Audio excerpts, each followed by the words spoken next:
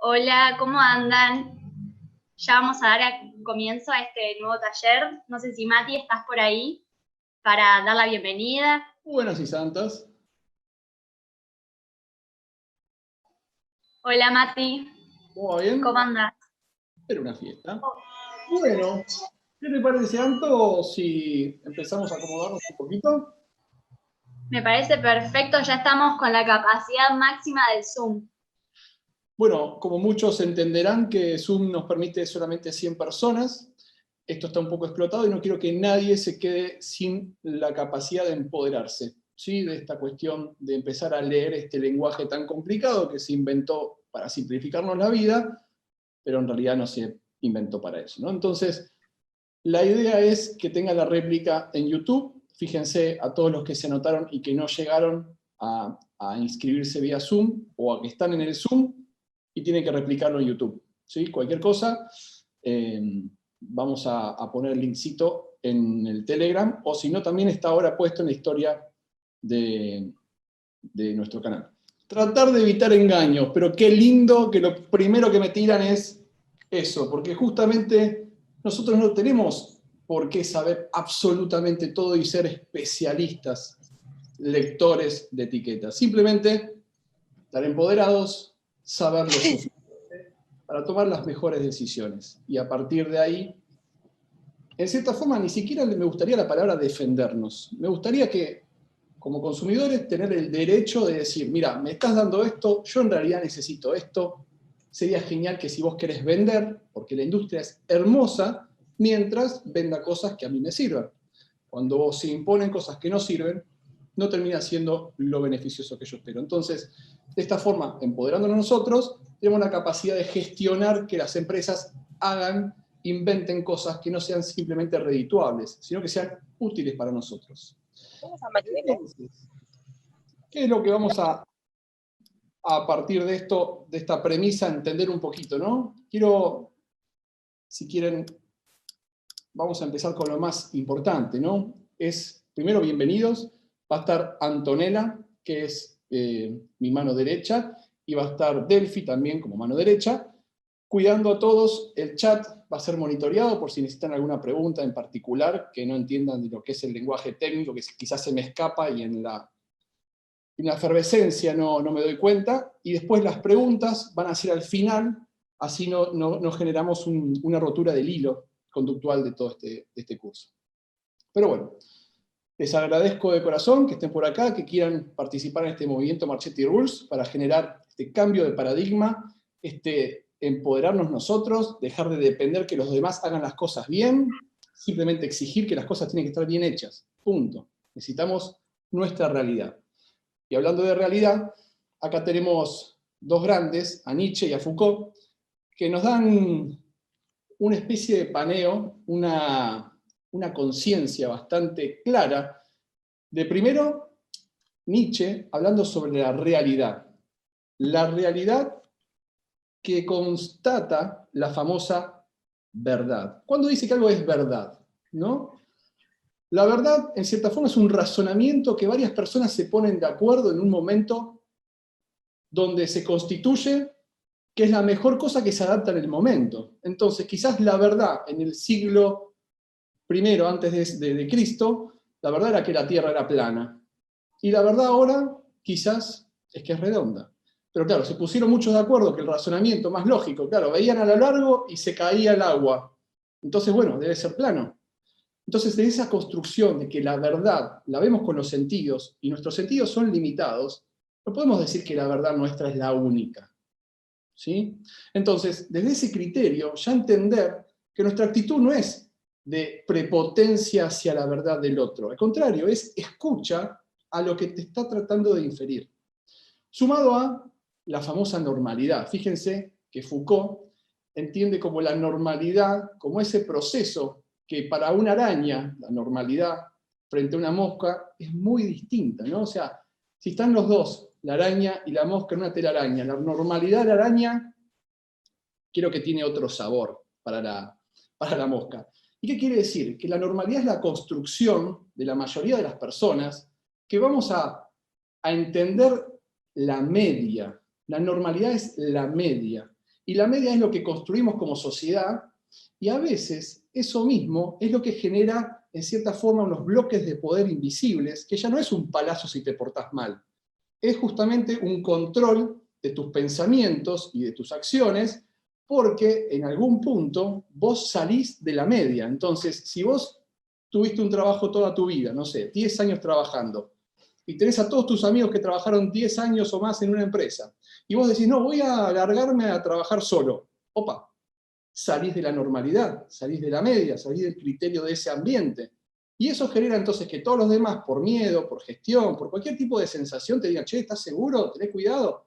Entonces esa normalidad que nosotros vamos creando junto a la verdad, que es ese razonamiento que más se adapta a tu realidad, genera un bloque que a veces te cierra a la posibilidad de hacer cosas distintas que te empoderen y que te hagan mucho mejor a lo que vos necesitas. ¿Y qué necesitas? Bueno, eso es una exploración interna mucho más profunda, pero lo que yo quería dejar seteado es que no se dejen guiar por cuánto debo pesar, qué es normal, qué necesito, porque quizás no saben si el peso, cuando todo el mundo piensa, ¿qué es? ¿Cuánto tengo que pesar para ser sano?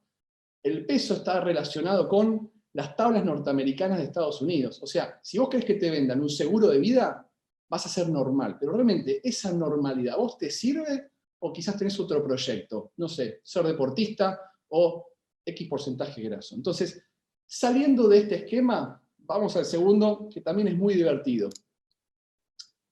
La pirámide de la información, que puede ser desde científica, que tendría que ser la base, a el famoso, el que le salió las cosas bien, sea por genética, por lo que sea, y realmente tienta saber su truco, pero en realidad quizás no tiene ni idea cómo lo consiguió, ¿no? También, ¿por qué quiero setear esto? Porque toda la información que reciban, tanto de un profesional, como por ejemplo de compañeros, amigos o lo que sea, eso está en distintos canones de realidad, de verdad, de congruencia, de razonamiento, y no todos son lo mismo. Y lamentablemente, para bien o para mal, ojo, hay que analizarlo bien, pero Instagram o cualquier tipo de medio de comunicación generan como que todas las opiniones son exactamente iguales y a veces quizás te tiran un dardo y vos después decís, che, pará, wow, ¿qué pasó? Pero bueno, hay que analizar de quién viene, por qué viene, porque atrás de toda esa información científica hay personas. Y esas personas que tienen un montón de historia, tabúes y un montón de situaciones que van a generar que esa realidad, que ese foco, que esa opinión, en realidad es toda una construcción de la persona hacia el otro, no está hecha para el otro. Es la construcción mía para vos. Entonces, a la hora de informarte científicamente, lo importante es la revisión sistemática. ¿Qué quiere decir? La información científica. Por ejemplo, ahora vamos a tener el apartado de lo que es el etiquetado frontal, que es muy importante, que es una cosa que hoy en día está full, que en muchos países del mundo está full, y como quiero la persona idónea, profesional, capacitada, entonces le pido a Euge que en cualquier momento, cuando yo ya ahora le avise, va a arrancar con su exposición, va a partir de la premisa científica abstraída de la opinión, o sea, la información sin ningún tipo de lenguaje, donde nada más van a tener la ciencia y el criterio. Entonces, de esa forma, empoderarse desde lo más neutro posible y después ustedes le ponen su opinión, ¿sí? Después tenemos otras sistemáticas no tan científicas como son los gurúes, que tienen quizás más marketing que información científica. Después hay algunos que mechan las dos cosas, que está buenísimo, que la idea es que tenga información científica, que lo puedan expresar bien. Después tenemos alguien que le funcionó, a la amiga de un amigo bajó 10 kilos, quiero su dieta, y eso es peligrosísimo. Entonces fíjense cómo realmente todas las opiniones son válidas para escuchar, pero no todas las opiniones son científicas o que realmente te van a construir. Y lo que quiero es que estén bien atentos a la hora de entender todo esto, porque uno construye desde los pensamientos su realidad.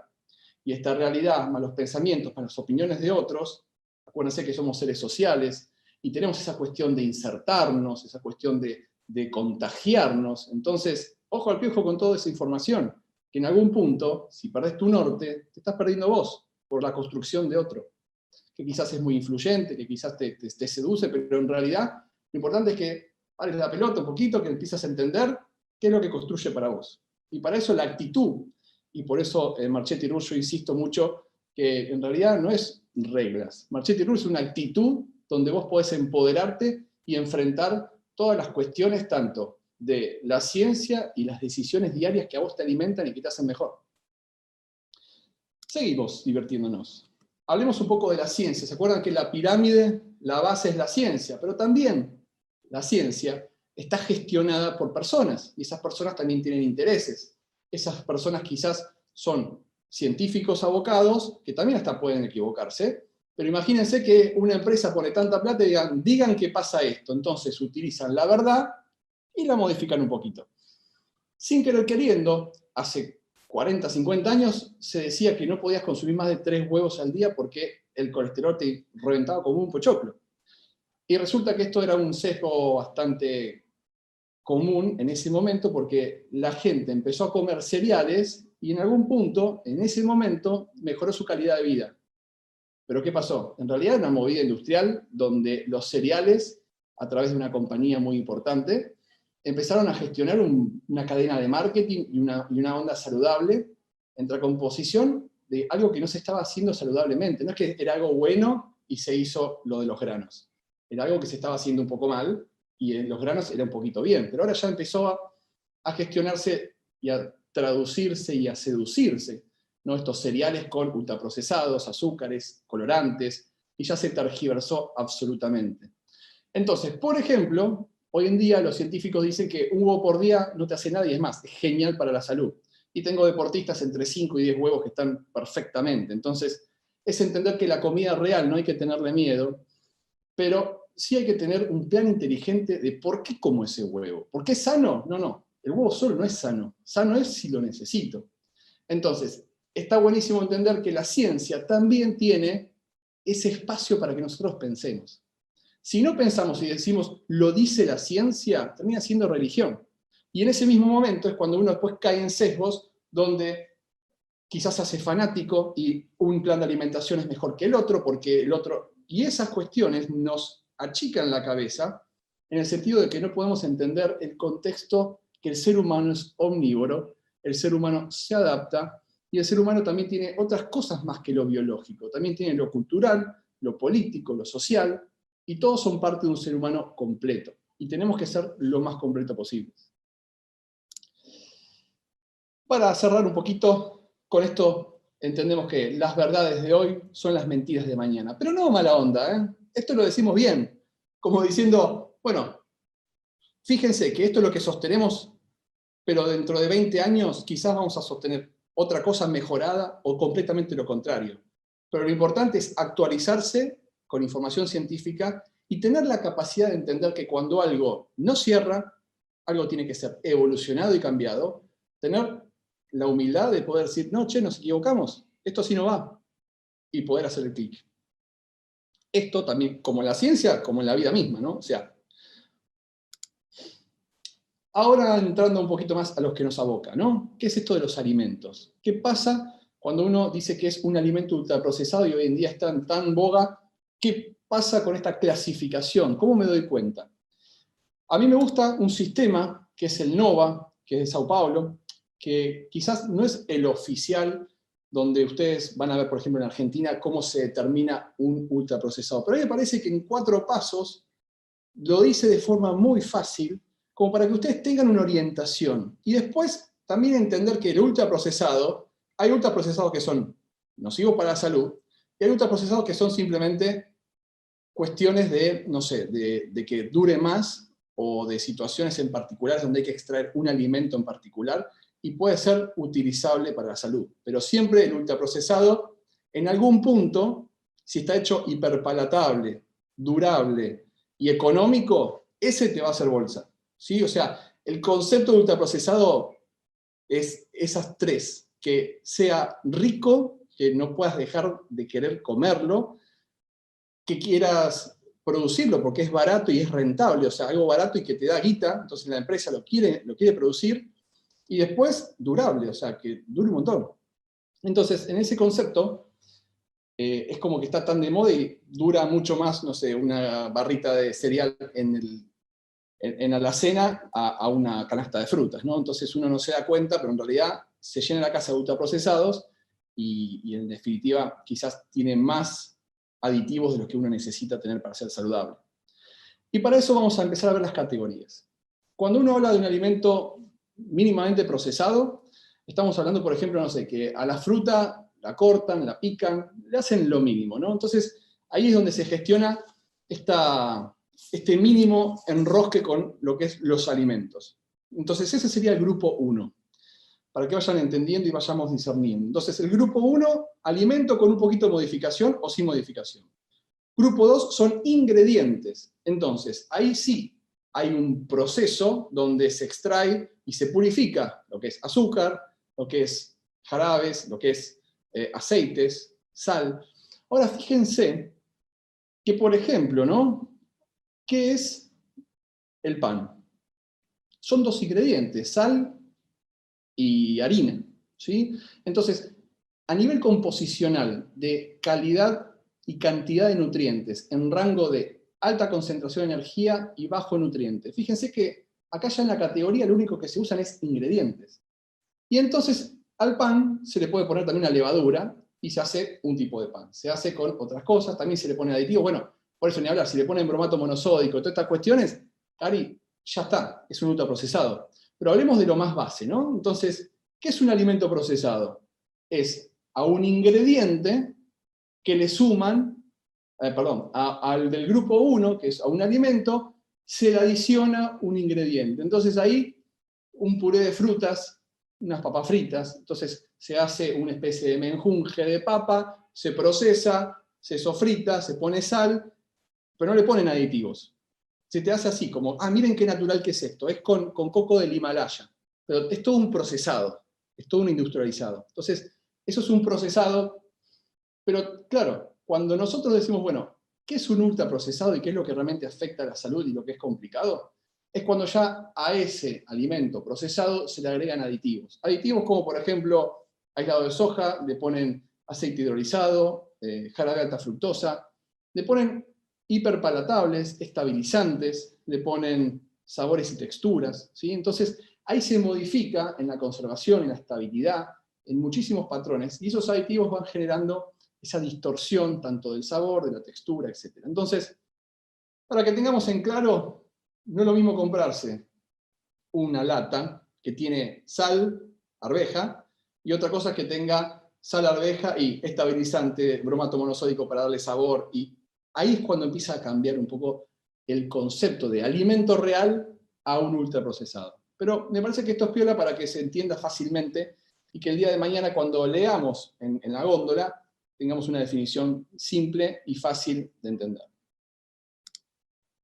Entonces, por ejemplo, si el sistema NOVA ve los ultraprocesados, vemos que este queso tiene como premisa los ingredientes, ¿sí? Tiene el famoso cuajo y tiene todas estas cuestiones, pero también tiene un estabilizante, el famoso cloruro de calcio. Entonces, con ese estabilizante ya pasaría a ser un ultraprocesado. Pero pará, de todos los ultraprocesados, que es, por ejemplo, un ultraprocesado, una papa frita con conservantes y colorantes, este tiene mayor valor nutritivo porque tiene proteínas, calcio, etc. Entonces, ahí es donde yo quiero ir. No es lo mismo un ultraprocesado donde en los macronutrientes a vos te está sirviendo algo. Imagínense que están haciendo una dieta dietoterápica para bajar de peso y necesitan que tenga el mínimo porcentaje graso. Bien, entonces acá le estaría sirviendo que la industria toquetee un poquito. Pero cuando quizás te venden un paquete de verde, pero en realidad lo que te están sacando es, no sé, un poquito de sal, pero tiene 20, 30 gramos de grasa y tiene colorante, tiene sabores artificiales, etc., ahí es cuando empieza a gestionar lo nocivo de un alimento ultraprocesado, ¿no? Es una cuestión de entender que tiene que ser lo mínimo procesado, en lo posible menos de 5 componentes, y esta capacidad de que lo que tiene, que te nutra, lo que tiene, que tenga los macronutrientes y la posibilidad de lo más... me sale sano, pero la palabra sano es muy ambigua, lo más natural, lo menos procesado posible. Entonces, en conclusión, y todo lo que dice estas letritas es lo que acabo de decir, justamente hay que entender que el ultraprocesado es una herramienta industrial, no todas son venenos, pero la mayoría no está hecho para que vos te nutras, la mayoría está hecho para que vos compres que sea rendidor para la empresa y que te dure un montón en la alacena y compres un montón. Entonces, los que tienen ese concepto, la mayoría seguramente te van a hacer mal. Los que tienen los conceptos de una nutrición, ahí lo podemos discutir y razonar. Entonces, entender que no todos son malos, simplemente hay que discernir cuáles te convienen y cuáles no. Todo es veneno, nada es veneno, lo importante es la dosis. Entonces, ¿qué quiere decir? Que por eso, a propósito, voy a consumir un alimento que sé que me hace mal, y me imagino que racionalmente nadie va a hacer eso. Pero emocionalmente sí. Hay mucha gente que se la pega en la pera con productos que sabe que no le hace bien. No sé, hay unas galletitas que vienen bastante surtidas. ¿Y qué son? Ingredientes puros. Harina, azúcar, un poquito de sal, colorante, un poquito, y no te alimenta absolutamente nada. Y sabes que eso es una bomba donde esa cantidad de calorías no te aportan más que energía y no tiene ningún nutriente. Si vos comes un poquitito no te va a hacer nada. Ahora, el tema es cuando se hace un hábito, lo comes todas las tardes, son todas las meriendas, y vas generando que no sé, lo compré porque tenía ganas y punto, porque realmente no vamos a demonizar a nada. Si no tenías ganas de comerlo, comelo, pero realmente no construye, porque son ingredientes, no son alimentos. Diferenciemos cuando vemos un alimento en, ¿esto es algo natural, intrínseco y completo? ¿O esto es un refinado, un alimento que está hecho en productos refinados con refinados? ¿Sí? Eso es lo que quiero que entiendan más importante.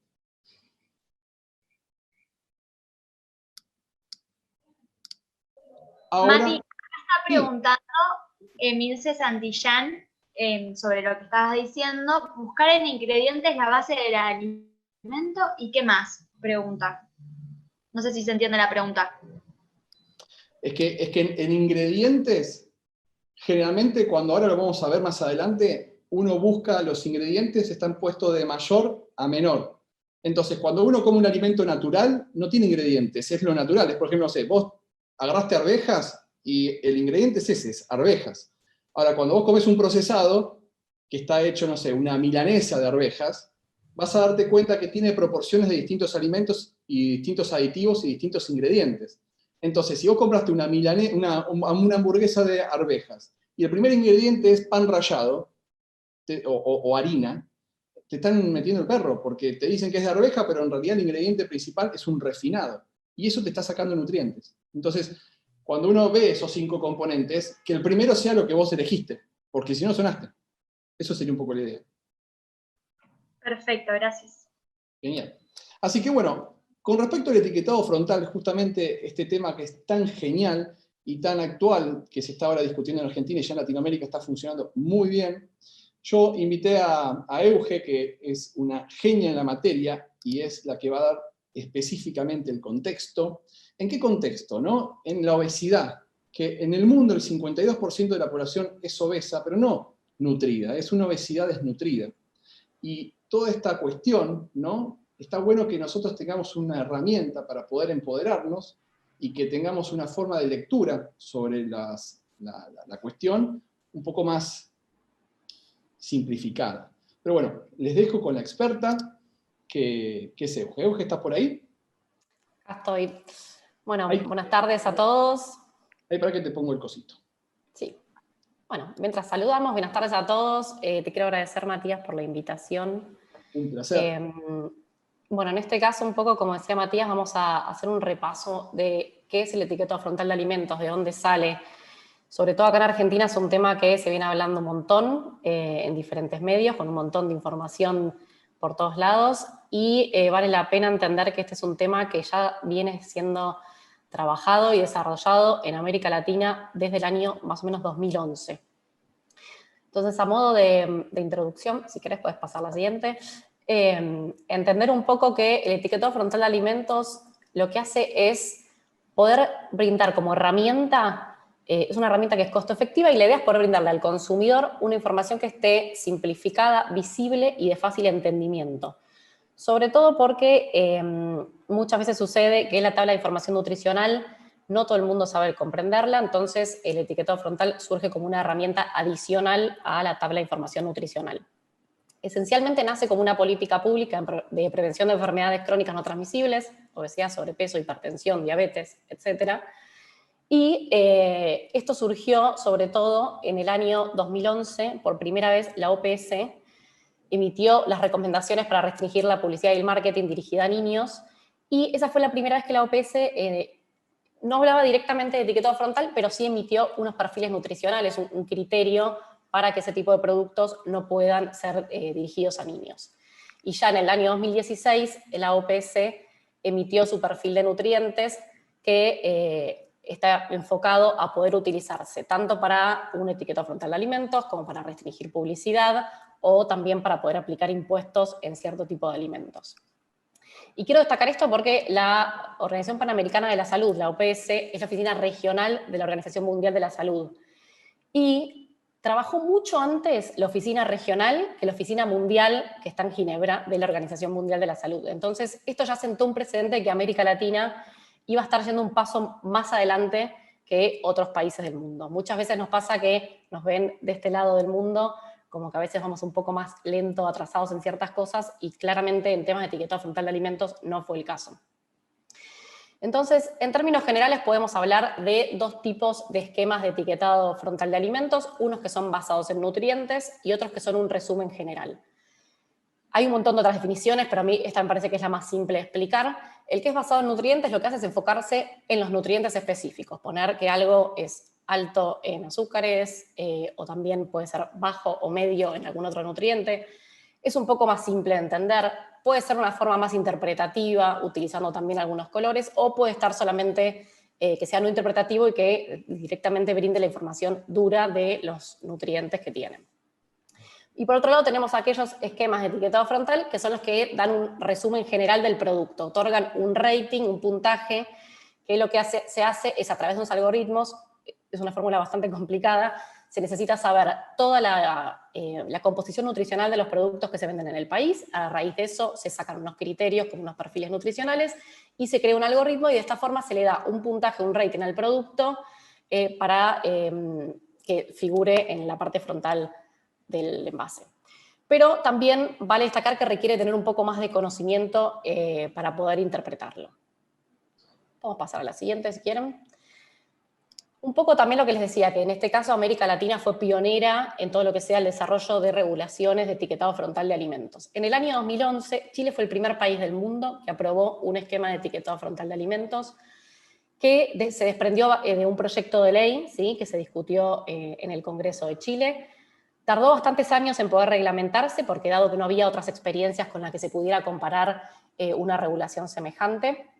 Entonces, recién fue en el año 2016 donde se terminó de implementar de forma completa. El etiquetado frontal de Chile son octágonos en blanco y negro que lo que destacan es alto en para azúcares, grasas saturadas, sodio y calorías.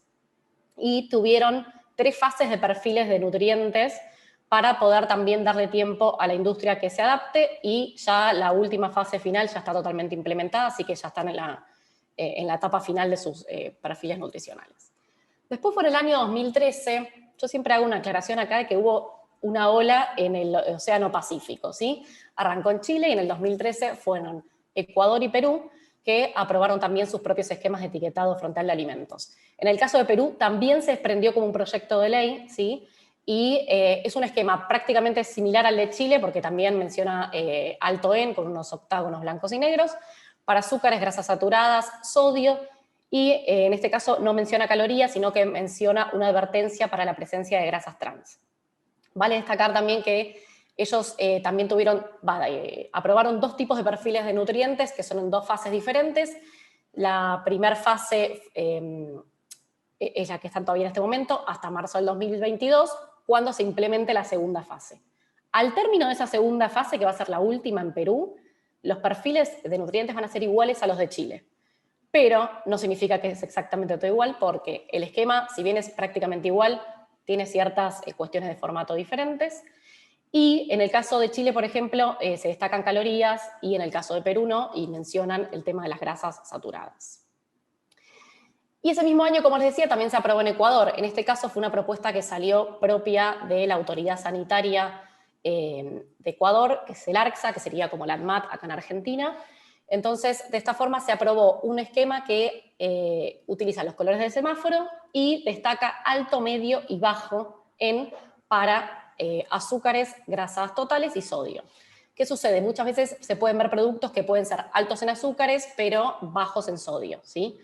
Utilizando claramente rojo, amarillo y verde para alto, medio y bajo. Y también, en el caso de Ecuador, ellos aprobaron otras advertencias específicas para la presencia de edulcorantes no calóricos y para la presencia de ingredientes transgénicos.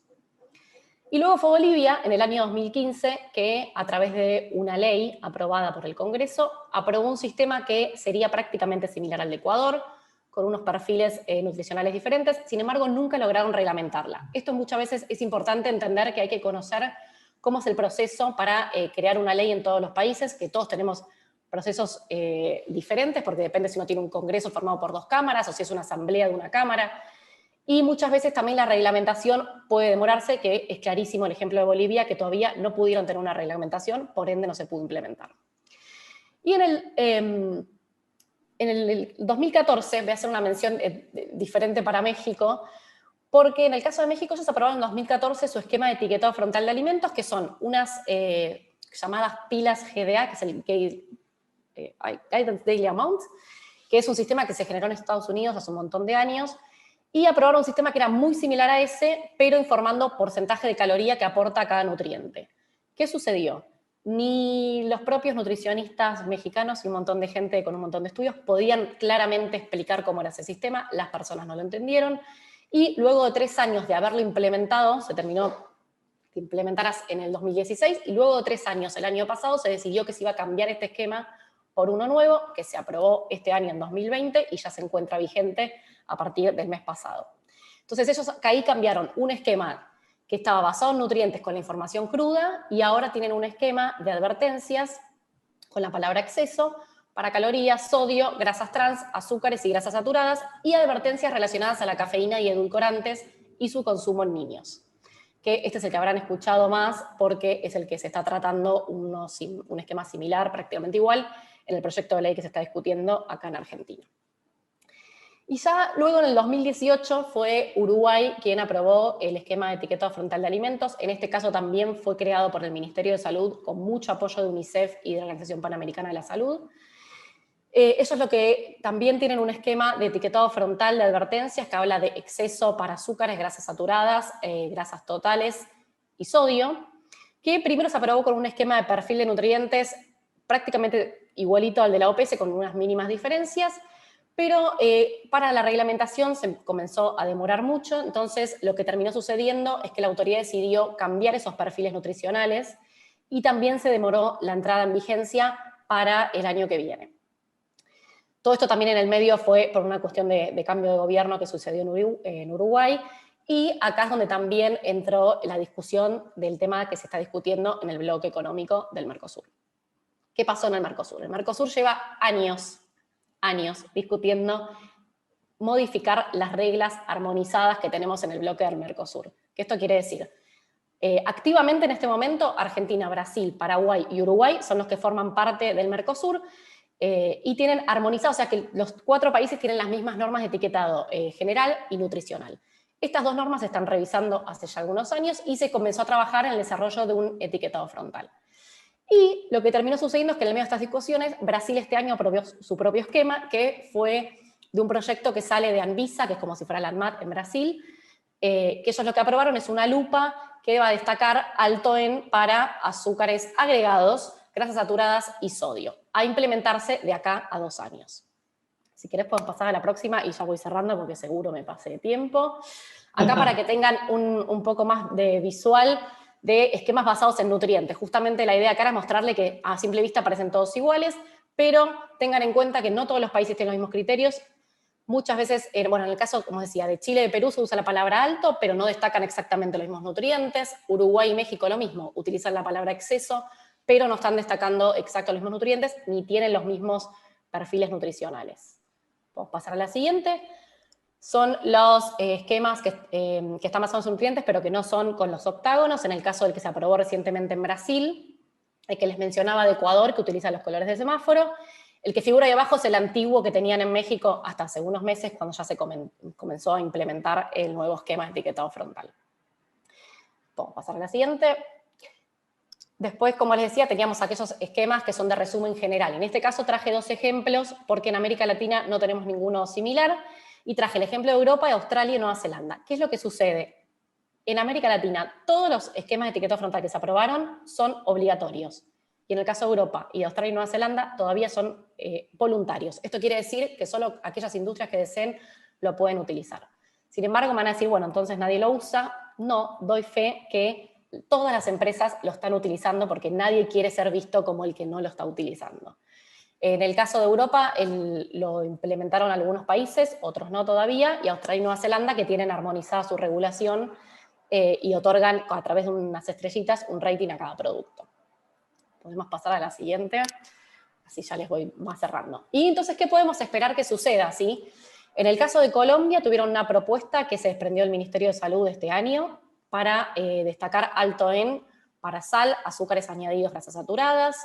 Lo mismo la Comunidad del Caribe, que es un bloque económico de varias de las islas del Caribe, que tuvieron su propuesta para alto en. En el caso de SIECA es el otro bloque económico que está en Centroamérica, que es un esquema bastante similar al que se aprobó en Colombia, que es un esquema que está tomado del que se aprobó en Israel hace un par de años. Y en el caso del Mercosur, como les decía, tenemos esta situación donde de momento Brasil y Uruguay están queriendo imponer cada uno su propio esquema, y tenemos la situación de Argentina, donde con este proyecto de ley que ya tiene media sanción en el Senado, ahora se encuentra en diputados, se está intentando de que se mantenga tal cual fue aprobado en el Senado. Acá lo que sí vale destacar es que la mayoría de estos proyectos también incluyen regular otro tipo de cosas como la publicidad o impuestos específicos en alimentos, y vale siempre la pena destacar que hay que entender que un proceso también de ley lleva luego una reglamentación. Esto no quiere decir que se apruebe mañana y al otro día ya está implementado, sino que la autoridad competente ahí va a tener que trabajar en una reglamentación y esa reglamentación después va a tener que ser aprobada. Vamos a pasar a la siguiente.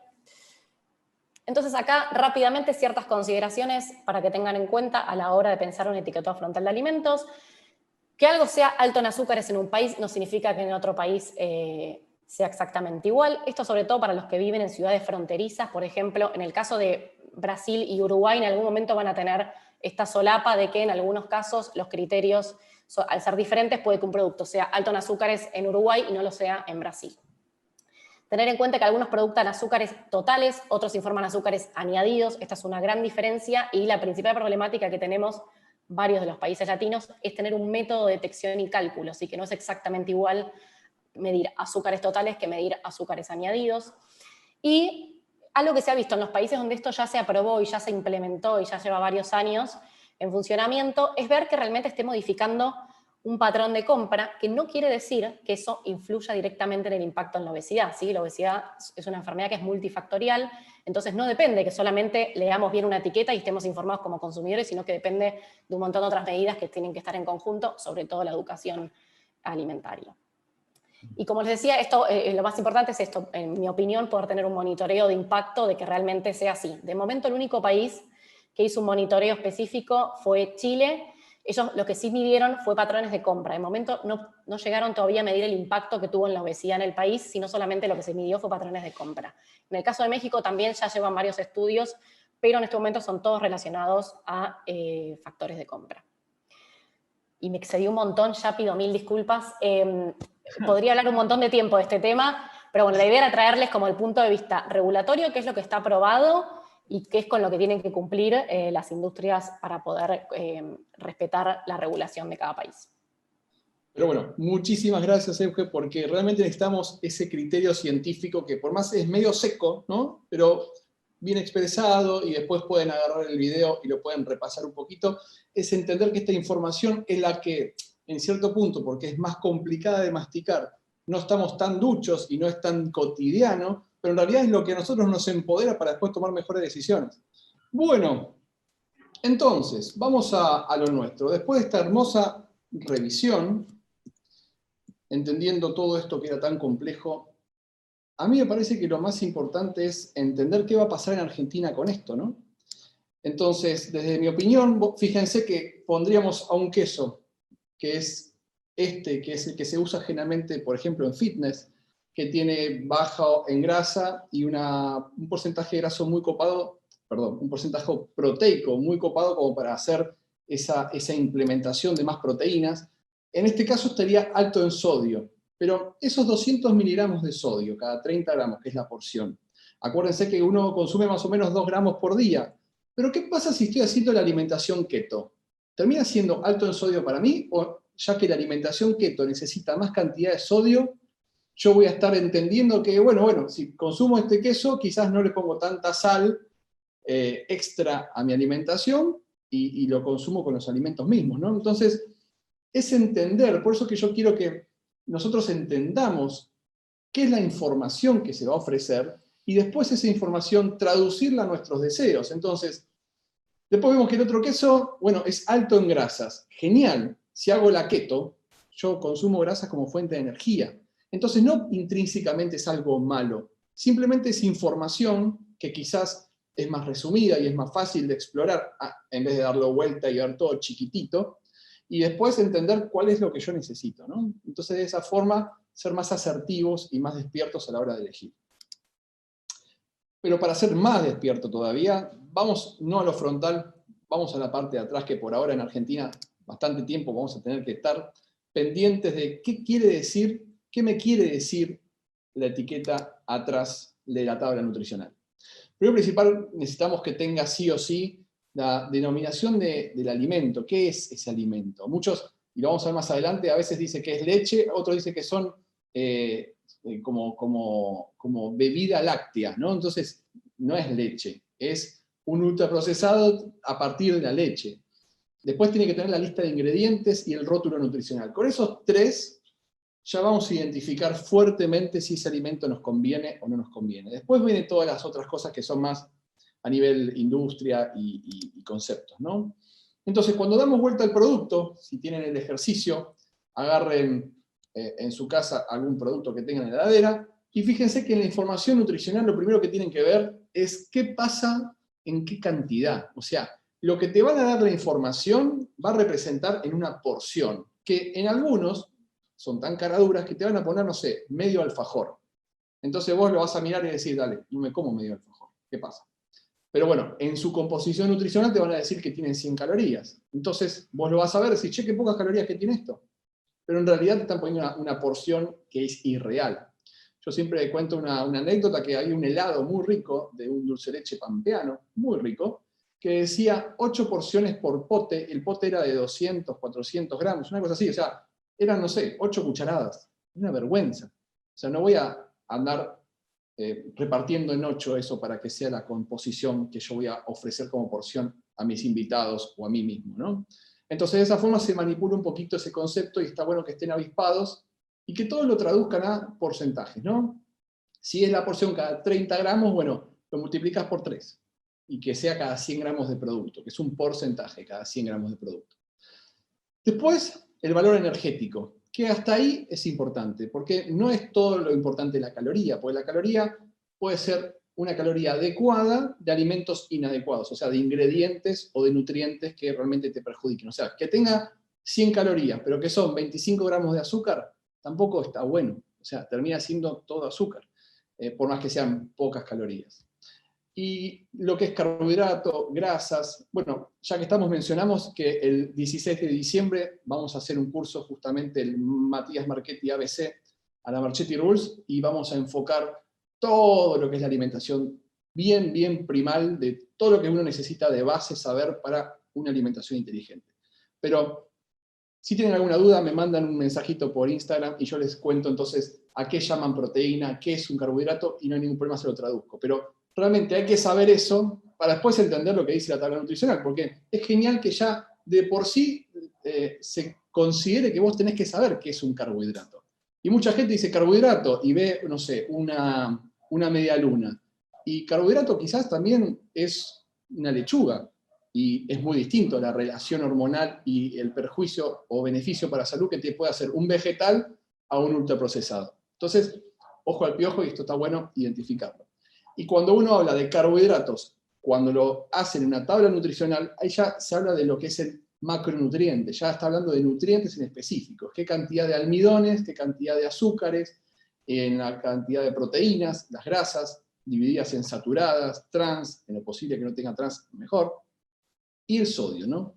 Entonces, de esa forma, poder valorar si los ingredientes que tienen son adecuados para tu plan. Entonces, cuando estás haciendo un plan que tiene que tener un control calórico porque tenés un sobrepeso, y es entender que quizás si tiene mucha cantidad de grasa y mucha cantidad de hidrato de carbono, y hay que moderar mucho la porción o directamente no consumirlo, porque no está a la altura de tu situación, que es no excederte de energía porque la vas a acumular. Y de esa forma, entonces, el criterio sería entender que lo necesitas leer y traducir para vos, no simplemente saber que tiene 100 calorías y punto. Y para eso me gusta mucho el concepto de ver cosas así prácticas, ¿no? Entonces, en la denominación, esto que yo decía, una cosa es la leche y otra cosa es alimento lácteo a base de leche. Entonces, ahí se generan agregados, fortalecimientos y le sacan cosas que no termina siendo la leche original que vos te imaginás a la hora de una góndola comprar leche.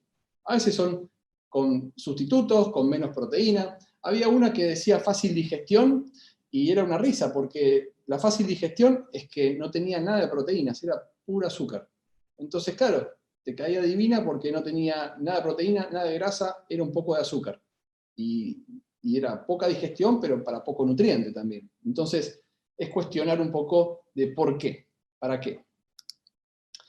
Ustedes saben que me encanta analizar este producto, porque si uno lo lee, dice, pará, che, re pocas calorías, 0 colesterol, 0 grasas trans, o sea, es fantástico, es vegetal, tiene maní, el maní tiene nutrientes.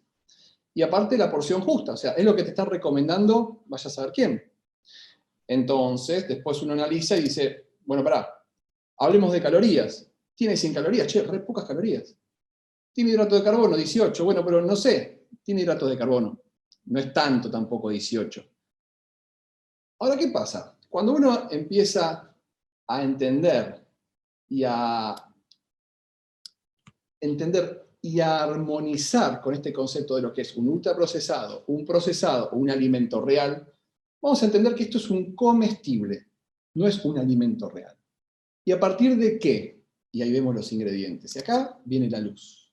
¿Se acuerdan de lo que eran los conceptos de ultraprocesados o de los procesados? Que habían los alimentos, los ingredientes, los aditivos y los ultraprocesados. Bueno, esto tiene, primero y principal, jarabe de glucosa, como primer ingrediente. O sea, tiene un aditivo, un refinado, después tiene harina, después tiene azúcar. Maní tostado tiene un 10% del producto, o sea, de 25 gramos son 2.5. O sea, son 3 maní, posta, son 3. Y después viene con estabilizantes, emulsionantes, gelidificantes, aromatizantes. Entonces, ¿bajo qué punto de vista uno puede pensar que esto es un alimento? Esto es una golosina, que si te gusta, clávatela, genial, nadie va a demonizar nada, no tengo nada contra la empresa. Simplemente es el hecho de pretender que esto es una opción saludable. Ahora, si esto es una golosina elegida, pégatela, me encanta. Ahora, si esto es una opción saludable, no. Saludable es que te compras unos frutos secos, saludable es que te comas una manzana, una banana. ¿Lee los ingredientes de la banana? Banana. ¿De los frutos secos? El mix de los frutos secos que tenga. En cambio, esto es un ultraprocesado, hecho y derecho, que te dura semanas y que realmente está modificando este concepto de ¿para qué comes? Si vas a comer un ultraprocesado que no te va a aportar nutrientes y que encima va a tener un montón de cosas que no necesitas y encima va a tener una inflamación, ¿para qué lo comes? Prefiero que en vez de salir corriendo a comerte un turrón o te comas otra opción natural o directamente esperes 2 horas a que vas a cenar o tengas la próxima comida. ¿Por qué necesitas una colación de esta envergadura que no alimenta? ¿Sí? Es como para mantener un poco el monstruo del capitalismo, esta cuestión del consumismo, de, bueno, estás aburrido, comé, tenés algún espacio, comé, y esta cuestión de que el consumo está bien, es lo que necesitas, y todo lo contrario, el cuerpo humano la mayoría de las veces funciona mejor cuando no está consumiendo cosas que no necesita. Otro ejemplo es un jugo donde dicen que es un jugo y es 100% exprimido, o sea, legítimo. Agarran el jugo y uno lo analiza y tiene en una bebida, en un líquido, la cantidad de hidrato de carbono, que quizás se asemeja a una naranja, pero cuando uno empieza a entender que la naranja es el componente naranja, y después en el cítrico tiene el jugo y cositas agregadas, y encima no tiene fibra que contenga esa carga de azúcar, y encima de todo eso, te vas a clavar el medio litro, o sea, no vas a parar con un vaso, si estás la botellita abierta, la vas a terminar, y termina siendo un excedente de azúcar en comparación la misma cantidad de azúcar que una Coca-Cola común. Entonces, ahí es cuando generamos ese ruido que decimos, bueno, pará, pero esta cantidad de azúcar, ¿es necesaria realmente? ¿Es realmente este producto recién exprimido y lo pusiste en tu casa? ¿O lo exprimen, lo desecan, lo transportan no sé cuántos kilómetros y te lo vuelven a poner? ¿Lo toquetean industrialmente? O sea, es genial cómo se va tergiversando la sensación de que vos pensás que es un exprimido de tu casa, pero en realidad no es eso. Y la idea es que estemos despiertos con eso. Entonces, en resumen, un poco lo que yo quería implementar para que tengamos un contexto redondo de por qué hay que empoderarse, por qué hay que animarse a leer las etiquetas, por qué hay que estar informado con respecto a que está bueno que salga el etiquetado frontal y que hagamos fuerza sobre eso, es que no hay soluciones mágicas. O sea, acá el compromiso es de nosotros, desde la información, desde hacernos cargo y desde exigir lo que nosotros necesitamos para que ganen guita. No hay problema que ganen guita, me encanta, pero con cosas que nosotros vamos a poder utilizar y que van a ser saludables y no marketineramente saludables, ¿sí? Entonces, de esa forma, generar una muy buena relación entre los que nos proveen la distinta variedad de alimentos y nosotros desde la elección inteligente de lo que nosotros necesitamos para nuestros deseos. Ni siquiera para ese mágico concepto de saludables que es tan amplio y que cada uno está, muchas veces veo que se consideran saludables y en realidad es un concepto masificado, que hoy en día no se sabe qué es ser saludable. Así que muchísimas gracias por su atención. Estoy muy contento de que estemos reunidos. Les quería comentar otra vez que el 16 de diciembre vamos a hacer lo que sí es el taller ya de 2 horas y media con toda esta cuestión de las Marchetti Rules, donde vamos a gestionar en ABC, en 3 módulos, lo que es la alimentación inteligente, lo que es el seteo de la cabeza y lo que es después los casos prácticos. Información científica para empoderarnos y que generemos entonces esta actitud ante la comida y esta gestión. Y sin nada más que contar, sino que los vemos el 16 de diciembre en el taller, vamos con las preguntas. Perfecto, Mati, muy claro todo. Mira, acá me hizo una pregunta muy interesante, Dani, que siento que va a quedar muy claro para el ejemplo que contabas sobre el turrón, que es ese producto que por ahí, no sé si de todos los países lo conocen, es como las obleitas y en el medio de eso, Ajá. blanco. Dice, siempre el primer ingrediente de la lista es el que mayor porcentaje hay dentro del alimento. Perfecto, exactamente. Eso es lo que determina lo que es, ojo, lo que determina el patrón acá en Argentina, que es de mayor a menor.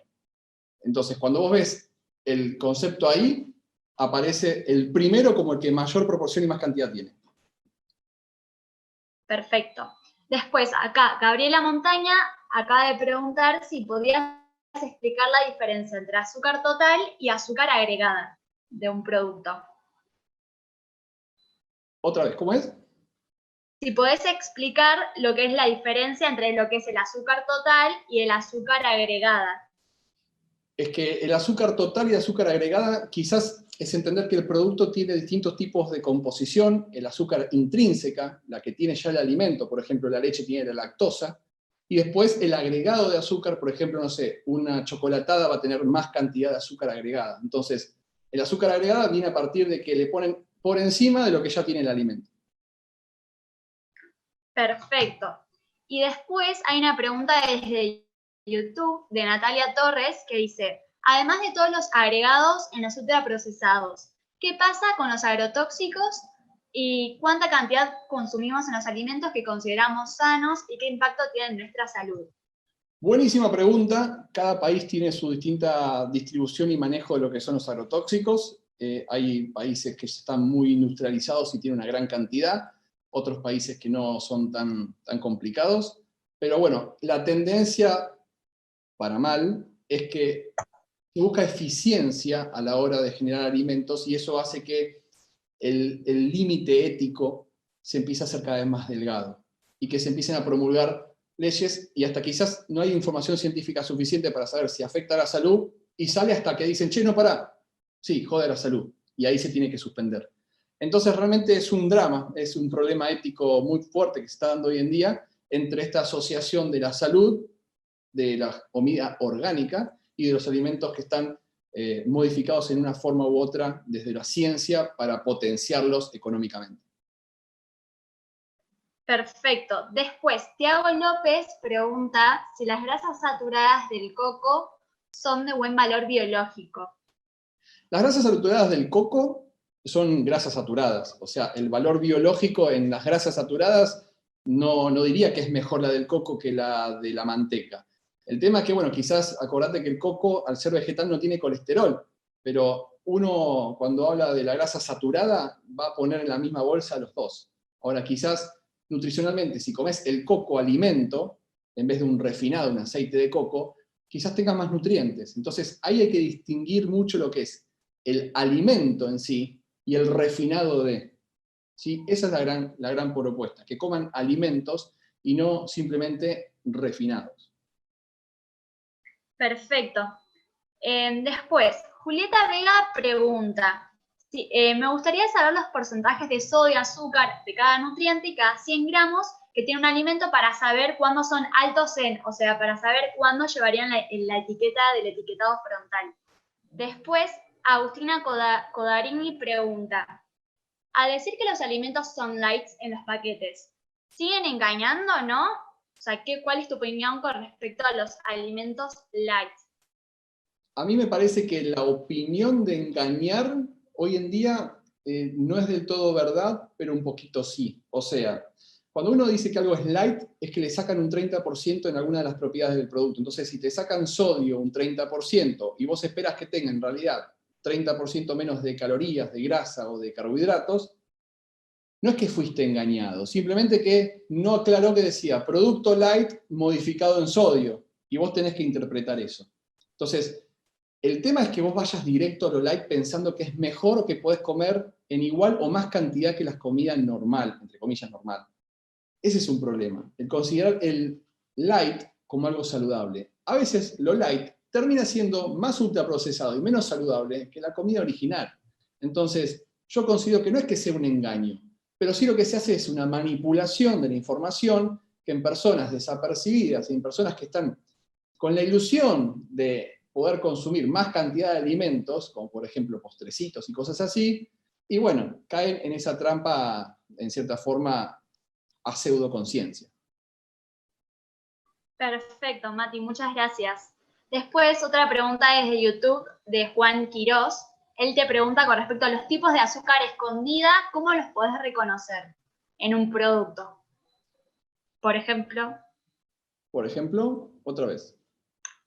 Juan Quirós pregunta, en relación a los tipos de azúcares escondidos, viste que a veces los productos te ponen sin azúcar agregada, ¿cómo los podés reconocer en un producto? Bueno, justamente tenemos un post hace 3 días, más o menos, que yo no como azúcar, es el título, y ahí vas a tener, por ejemplo, la glucosa, jarabe de alta fructosa y todos los tipos de disacáridos, de azúcares y monosacáridos, que van a transformar ese azúcar de mesa, sacarosa, que es el clásico, por otros, maltodextrinas, toda una cuestión de que tienen otros formatos y otros nombres más extraños que terminan siendo perjudiciales. Por ejemplo, acá el jarabe de glucosa. Entonces, la idea es eso, es fijarse en mi Instagram que tenés el listado completito y de esa forma vas a sacarte de la duda y tenerlos siempre presentes para andar chusmeando qué tienen adentro. Perfecto. Después una pregunta también en relación a los azúcares. Natalia desde YouTube pregunta, ¿qué es la alta fructosa? O sea, se estaría refiriendo al jarabe de maíz de alta fructosa. Claro, ¿qué es eso, Mati? Entonces es un refinado del maíz donde transforman ese compuesto que es un montón de glucositas y las transforman entonces en un proceso más dulce y más acorde al producto que van a hiperpalatar, o sea, que le van a dar ese sabor y esa textura que está necesitando con esa sustancia. Entonces es una modificación de un producto original que a través de la industria fomenta otras sensaciones organolépticas en el producto. Perfecto. Después, acá Débora Cardoso se ve que le llamó la atención que todos los productos eran altos en sodio. Te dice, ¿por qué todos los alimentos son altos en sodio? Bueno, fíjate que para que algo sea rico, basta ponerle azúcar, sal o grasa. O sea, eso es la premisa. Entonces, vos vas a decir, che, pero ¿qué queso desabrido? ¿Qué pasa? Bueno, seguramente tiene poca grasa y poco sodio. Y justamente ese en particular, el queso Verónica, tiene poca grasa. Entonces le meten más sodio para poder levantarlo un poquito. Entonces es eso, es agregar ingredientes a alimentos para darle con ese procesado más sabor y más ganas de que vos compres. Perfecto. Mati, después estamos viendo muchas etiquetas de distintos tipos. Acá Julieta Vega me pregunta, entonces, a la hora de elegir entre un alimento, alto en grasa, alto en sodio, alto en azúcar, ¿cuál es el menos nocivo? O sea, ¿cuál podemos elegir? Es que eso es una palabra menos nocivo. No estaría viendo a la persona de vuelta, chicos. Tengan en cuenta que el alimento no es ni bueno ni malo. No hay que demonizar absolutamente nada. Es simplemente yo. ¿Qué soy? ¿Hipertenso? Y bueno, bajo en sodio. ¿Qué voy a tener? Sobrepeso y voy a tener bajo en sodio y bajo en grasas. Entonces, hay que determinar qué necesita mi cuerpo, qué cosa les excede, y a partir de ahí entender que el alimento es un instrumento, ¿sí? Entonces, no hay un alimento saludable mejor o peor que otro, es simplemente el alimento que se amolda a tu calidad de vida y a tu forma de alimentarte. Perfecto, Mati. Después, acá Emilce Santillán me pregunta, ¿es mejor consumir productos sin TAC para evitar la trampa de las harinas como aglutinante? No, definitivamente el TAC, es más, al tener poca textura y poco sabor, se le agrega más aditivos y se le agrega más azúcar y grasa para darle esa vuelta. Yo la verdad que prefiero no sustituir una por otra, definitivamente. Perfecto. Después, acá tengo dos preguntas, ya estamos pasados casi los 10 minutos del taller en relación a los edulcorantes. Acá Katia pregunta, ¿qué endulzante sería más sano? Bueno, hoy en día lo que la ciencia dice que no hace tan mal es la stevia al 100%. La mayoría toca la flora intestinal, la mayoría hace uno que otro quilombo metabólico, pero hoy en día la stevia sería lo más prolijito. Ahora, el tema es, ¿qué pasa con la ciencia? Va a pasar que vamos a consumir durante 5 o 10 años la stevia porque es lo más prolijito y después vamos a ver realmente qué consecuencias tiene para la salud. Entonces vamos a hacer conejillos de indias durante un par de años y ahí nos vamos a dar cuenta realmente si esa era la saludable o no. Claro, bueno, justamente acá Giselle me pregunta desde el canal de YouTube si el uso prolongado de edulcorante afecta a la salud. Bueno, en estudios científicos la mayoría tiene que ser cantidades de palanganas, o sea, tiene que ser mucha cantidad. Pero bueno, hay mucha gente que buscando esa intensidad, ese sabor dulce, realmente abusa y se toma, no sé, 3 litros de jugos saborizados, después postrecitos y después al café le pone un montón de edulcorante. O sea, después a veces se termina abusando. Entonces, como todo, como decía antes en el taller, nada es veneno, todo es veneno, depende de la dosis. Y eso es lo que tenemos que empoderarnos nosotros y tener el criterio de no decir simplemente, no, Mati dijo que no pasa nada con la stevia. ¡Pum! Stevia todo, hasta las comidas saladas. No, es racionalizar un poquito. Perfecto, Mati. Y después, con respecto al café, vieron que es algo que solemos tomar la mayoría de las personas, que muchos tienen azúcar. O sea, ¿vos qué opinás? ¿Qué café se puede consumir sin azúcar agregada? O sea, ¿hay opciones? La verdad que en teoría uno tiene que entender que hay distintos tipos de café con distintos aromas, de distintas fuentes, tostados, y que encontrarle la vueltita a los distintos procesos madurativos y sabores, y no tanto depender de lo dulce, porque la idea es disfrutar del producto, no de la intensidad de lo dulce. Perfecto. Una cosa muy importante que les quería decir antes que se vayan, es que revisen sus links de sus mails para conseguir este descuento para el taller ABC Marchetti Rules. El A es el 16 de diciembre, y que también estén en los que están anotados en Telegram, que también van a recibir las promociones. Así que estén atentos a eso, y que abran los mails, que ahí van a tener toda la información para seguir evolucionando en este proceso. Buenísimo, Mati. Y bueno, y última pregunta que me pareció muy interesante para cerrar. ¿Qué opciones hay para endulzar las preparaciones que no sean edulcorante o azúcar? ¿Qué otras opciones de edulcorante otra vez, mi vida? O azúcar, o sea, ¿qué podemos usar como alternativa para endulzar ciertas preparaciones que no sea edulcorante o azúcar? ¿Y qué otra cosa puede ser? No sé, quizás usar frutas. A ver, Claro. Muchos usan dátiles, muchos usan otras cosas que son un poco más dulces, pero realmente, justamente, recuerden los refinados. El azúcar es un refinado, es un extracto, para sacarle lo dulce y poner dulce en otra cosa sin alterar el sabor. Si yo pongo cualquier cosa que tenga dulce, pero que después tiene otros sabores, va a alterar el producto. Entonces, no termina siendo totalmente un aditivo el poner un pedazo de fruta, porque esa fruta va a modificar el sabor. Ahora, también sí se puede utilizar para potenciar lo dulce, pero no termina siendo lo mismo que un edulcorante no nutritivo o el azúcar de mesa. Lamentablemente, no hay muchas alternativas. Perfecto, no deja de ser azúcar simple en algunos, en cierto Totalmente. punto. Más si lo procesás. Totalmente. Bueno, Mati, no sé si querías dar unas palabras de cierre para el taller. Bueno, si hay alguno que está medio perdido, a través del link de YouTube o del Zoom van a tener ahí justamente la posibilidad de anotarse y hacer estas cuestiones del próximo taller. Y que bueno, que estoy muy agradecido porque se está hablando y se está moviendo y la gente se está empoderando, y todo esto me gusta que genere una cultura del autocuidado de forma responsable e inteligente, y no que nos digan qué hacer, cómo hacerlo de acuerdo a intereses. Así que los felicito por querer estar en la parte de la responsabilidad. Perfecto, bueno, muchas gracias a todos. Nos despedimos. Abrazo y nos vemos la próxima aventura. Abrazo grande.